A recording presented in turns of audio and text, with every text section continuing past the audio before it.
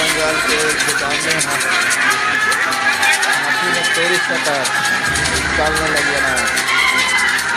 देखिए पैकेट हो गई है शटर, लगी है बहुत